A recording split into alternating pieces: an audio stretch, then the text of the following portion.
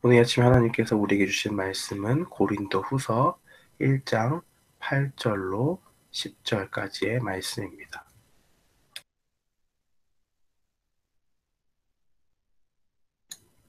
고린도후서 1장 8절로 10절까지의 말씀.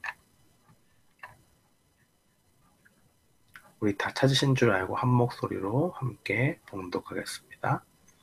형제들아, 우리가 아시아에서 당한 환난을 너희가 알지 못하기를 원치 아니하노니 힘에 지나도록 심한 고생을 받아 살 소망까지 끊어지고 우리 마음에 사형 선고를 받은 줄 알았으니 이는 우리로 자기를 의뢰하지 말고 오직 죽은 자를 다시 살리신 하나님만 의뢰하게 하심이라. 그가 이같이 큰 사망에서 우리를 건지셨고 또 건지시리라. 또한 이후에라도 건지시기를 그를 의지하여 바라노라. 아멘. 저는 오늘 본문 말씀 고린도후서 1장 8절로 10절 말씀을 통해서 우리를 건지시는 하나님이라는 제목으로 하나님의 말씀을 선포하도록 하겠습니다.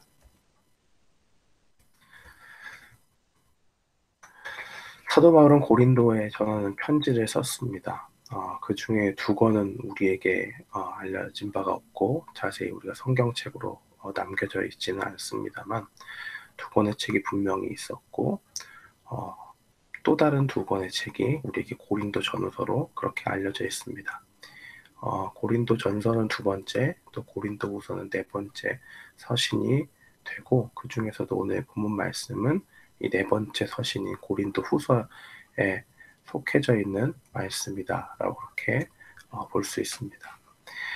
우리가 앞에서 1장 전반부에서 8절 이상에서 이전에서 우리가 봤듯이 압달락에서 어떤 환난과 고난에 대해서 간략하게 언급했다면 이제 조금 더 자세하게 그것을 풀어서 이야기하는 것을 볼 수 있습니다.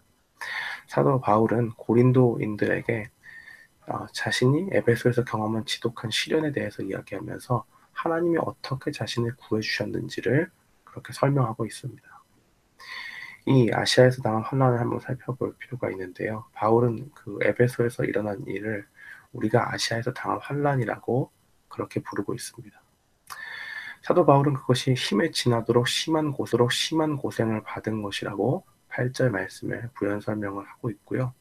여기에 나온 광경은 어떤 것이냐? 배가 바닥에 실은 그 짐의 무게가 있는데 그 무게를 못 이겨서 배가 가라앉는 모습을 상징하고 있습니다. 그 정도로 심한 고난을 받는다는 것이에요. 그래서 어떤 표현에는 눌려가지고 완전히 부서지는, 일그러지는 그런 모습을 상상해 볼 수 있습니다. 어떤 우울증을 겪어봤거나 그것에 익숙한 사람들은 아마도 바울의 이 지금의 심정, 이 비유적인 이 묘사에 대해서 굉장히 이해를 잘 할 수 있을 것 같아요.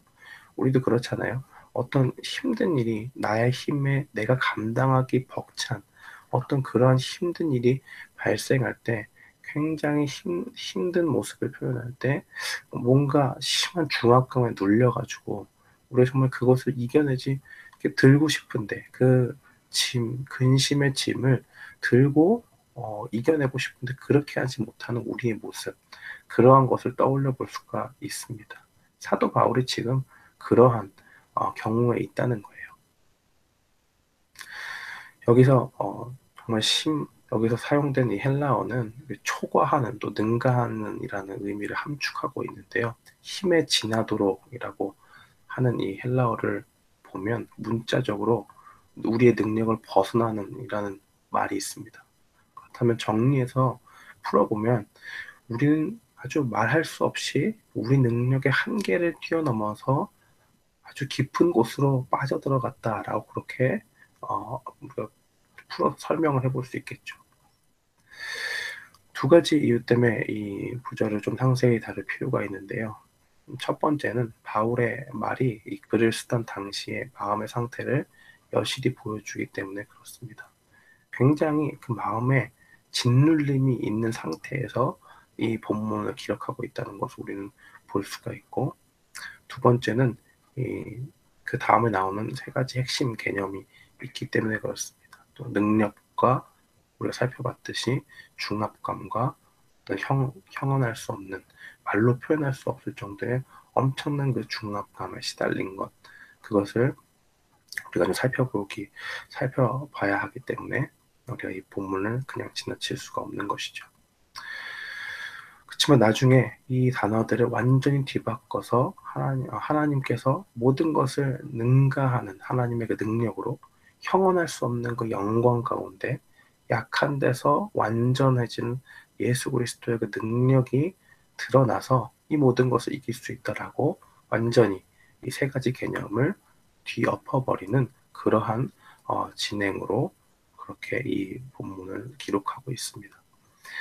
우리는 아시아에서 바울이 도대체 무슨 일을 겪었기에 그가 살 소망까지 끊어지고 또 사형 선고를 받은 줄 알았다 라고 그렇게 썼는지 궁금해질 수밖에 없습니다. 여기서 거의 사형 선고를 받은 줄 알았다 라고 하는 그 동사는 사형 선고가 이미 내려졌지만 아직까지는 집행되지 않았음을 보여주고 있어요. 이 문법적으로 보면 그렇습니다. 그래서 여기서 여러 형태의 사형 선고를 생각해 볼 수가 있어요. 그래서 학자들은 추측을 해보는 거죠. 바울이 겪었던 그 육체의 질고로 인한 그 심각한 질병으로 인해서 그 고통이 극심했기 때문에 이것을 사형 선고라고 이야기하는가, 아니면 또 다른 어떤 일이 있었는가라는 걸 살펴보는데 대부분의 유력한 그 의견은 에베소에서 일어난 폭동일 가능성이 가장 큰 것으로 그렇게 봅니다. 이 에베소에서의 폭동은 사도행전 19장 21절 이후에 나와 있는데요. 거기서 데메드리오라고 하는 그 은장색이 은으로 아데미의 신상, 그러니까 우상이죠. 아데미의 신상 모형을 만들어서 그걸로 돈벌이라는 사람이 있었는데 사도 바울이 에베소뿐만 아니라 전 아시아를 통해 수많은 사람을 권유해서 말하는데 어떻게 이야기하느냐, 사람의 손으로 만든 것은 신이 아니다 라고 이야기하니까 그것으로 인해서 이 데메드리오라고 하는 이 사람이, 우상을 만드는 사람이 자신의 그 영업이죠, 자신의 사업이 완전히 위협에 빠져 있는 거예요. 그렇기 때문에 거기 가서 이 말을 듣고 거기에 있는 모든 사람들이 가서 데메드리오뿐만 아니고 그곳이 전혀 큰 여신 아데미의 신전도 그 근처에 있었던 곳으로 나오는데 거기에서 난리가 난 거죠. 그래서 온 시내가 요란해가지고 바울과 같이 다니는 가이오와 또 아리스다고를 붙들어가지고 연극장으로 이렇게 달려 들어갑니다. 그럼 거기서는 난리가 난 거죠. 이러한 가운데서 여러 가지 사건이 있고 결론적으로는 어떻게 되느냐, 로마의 관원이 와서 이야기하죠. 우리가 오늘 이 아무 까닭도 없는 이 일에 우리가 소요 사건을 책망받을 위험이 있고 우리는 이 불법 집회에 관하여 보고할 자료가 없다라고 그러면서 그렇게 이 모임을 흩어지게 하고 그렇게 하고 맙니다. 대부분 이러한 고통으로 이러한 고통 가운데 사망 선고를 받았다라고 그렇게 이야기를 해요. 그가 어디를 가든지, 사도 바울이 어디를 가든지 유대인들은 그를 반대하는 음모를 꾸몄기 때문에 굉장히 큰 위험 가운데 있었고 늘 가는 곳마다 유대인의 동족의 위험이든 또 이방인의 위험이든 늘 위험 가운데 처했던 것이 바로 사도 바울의 그러한 모습인 것입니다. 그러한 상황 가운데 있었다는 것이죠. 근데 이러한 극심한 고통 가운데 어떻게 하기 원하셨냐, 하나님은 바로 9절 말씀대로 하나님만 의뢰하게 됐고 또 하나님만 바라게 되었다라고 그렇게 이야기합니다.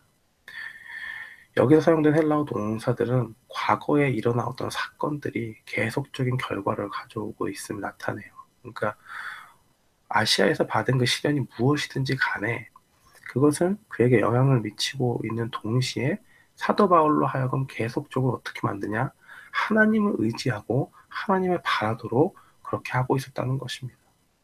죽음에 대한 새롭고 깊은 인식이 하나님에 대한 무한한 신뢰를 가져왔다라고도 말할 수가 있는 것이죠. 바울은 철저히 자신이 무력해지는 경험을 했습니다. 자신이 핸들할 수 없는 극심한 고통과 고난 가운데 있었습니다. 그러나 그 경험을 통해서 죽은 자를 다시 살리시는 하나님의 능력을 새롭게 깨닫게 된 것이죠. 이것은 최근에 하나님이 바울을 건져주신 것을 이야기하는 것입니다. 바울이 의지한 하나님은 살아계신 하나님이요, 지금도 계속 역사하시는 그 하나님인 것이죠.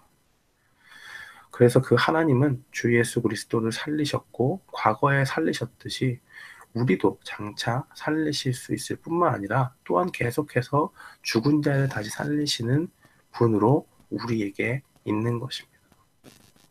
그러니까 우리가 그분을 붙들고 어떠한 어려운 환경 가운데 있더라도 우리가 좌절하고 낭망할 것이 아니라 그 가운데 하나님이 이 절박한 환경 가운데서 나를 구원해 주시는구나. 그리고 내가 이 환경 가운데 어려움이 계속 있지만 이것을 통해서 하나님만 의지하게 하시려고 나에게 이러한 고난을 주셨다라고 이야기한다면 우리는 낙심에 빠지는 것이 아니라 하나님을 무한히 신뢰하는 그 건지시는 하나님을 바라보며 나아갈 수 있는 것입니다. 하나님은 단순히 이론적으로만 계시고 뭔가 그런 분이 아니라 실제 우리 삶 가운데 우리의 처한 상황과 멀리 떨어져 있는 분으로 생각할 수 없습니다. 늘 우리 옆에 계시고 우리를 돕기 위해서 우리를 고난 가운데 놔두는 건 아니라 그것을 통해서 배우게 하시고 거기서 건짐을 받도록 하나님께서 우리를 이끌어 준다는 사실입니다. 10절 말씀에 우리를 건지셨고 또 건지시리라라는 이 바울의 확신은 하나님의 그 부활, 위대한 부활을 통해 하나님이 궁극적으로 우리를 건지신다 하는 것과 하나님이 그 사이에 날마다 겪는 우리 인생 가운데 겪는 문제에서 우리를 건지신다라고 하는 그 둘 다를 의미해서 이야기하고 있습니다. 그래서 사도 바울은 어떤 그 믿음의 고백, 교회의 신조, 그러니까 그 문자적인 우리의 인생과 개입하지 않으시는 그냥 하나의 믿음의 진술로서의 나타난 하나님과 우리가 실제 삶에서 경험하고 느끼는 그 하나님을 구분하지 않고 하나로 이야기하고 있습니다. 우리가 지식적으로 아는 하나님이 곧 우리의 경험적으로 느낄 수 있는 하나님이라고 믿었던 것이고 그가 고난을 겪는 가운데서 그 하나님을 경험했기 때문에 그렇습니다. 사도 바울은 우리 삶에서 우리를 건져주시는 또 그것으로 인해서 하나님이 마지막에 죽은 자 가운데서 자기 백성을 살리신 것 같이 우리를 건져주시리라는 그 하나님을 깊게 신뢰하게 된 것입니다. 그러면서 하나님이 바울을 건져주신 것과 기도에 대한 언급이 이렇게 뒤에 계속적으로 나옵니다. 죽은 자를 다시 살리시고 라는 대목이 9절에 있고요. 바울은 이같이 큰 사망에서 건지신 하나님을 바라보면서 기도에 응답하시는 분이다라는 것을 우리에게 알려주고 있습니다. 고린도 사람들이 바울을 위해 한 마음으로 기도할 때 그들은 하나님을 돕는 것이고 또한 하나님과 함께 동역하는 것으로 그렇게 11절에 나타나 있습니다. 그러니까 우리가 다른 사람들이 공경에 빠졌을 때 우리가 믿는 그 하나님을 바라보면서 고난 가운데 버리지 않으시고 우리를 건지시는 그 하나님을 함께 고백하며 다른 사람들을 위해서 함께 기도하는 것이 굉장히 중요한 일입니다. 사도 바울은 분명히 고난 가운데 있었고 여전히 위험에 직면해 있었지만 고린도 사람들은 수백 킬로 떨어진 곳에 있으면서도 바울을 도울 힘이 물리적으로는 없었죠. 그러나 바울은 그들이 한 마음으로 드리는 기도를 통해서 그들의 힘으로는 할 수 없는 일, 즉 사도 바울이 환난으로부터 직접적으로 구해지는 일을 자신의 능력 밖이라고 그렇게 진술했잖아요. 이러한 자신의 능력으로 자신의 힘으로 할 수 없는 일을 하나님이 하시리라는 그 확신 가운데 하고 있는 것입니다. 이 많은 사람의 기도로 얻은이라는 말은 문자적으로 많은 얼굴들로부터라는 그런 말이 있습니다. 즉 아마도 하나님을 향해 고개를 들고 감사드리는 많은 얼굴들이 그려진 그 아름다운 광경을 떠올리면서 이것을 기록했다라는 것을 볼 수가 있습니다. 사랑하는 성도 여러분, 우리가 오늘 이 아침에 기억할 것, 하나님은 환난 가운데 우리를 놔두시는 분이 아니라 그 가운데서 우리를 건지시고 우리를 이끌어 주신다는 사실, 또 우리가 그러한 사실을 믿고 다른 사람들을 향해서 우리 교회 공동체에 있는 많은 분들을 위해서 함께 기도하고 나아갈 때 하나님께서 그 가운데 역사하시는, 우리를 건지시는 하나님이다라는 것 기억하고 오늘도 내일도 승리하는 저와 여러분이 되기를 주님의 이름으로 축원합니다.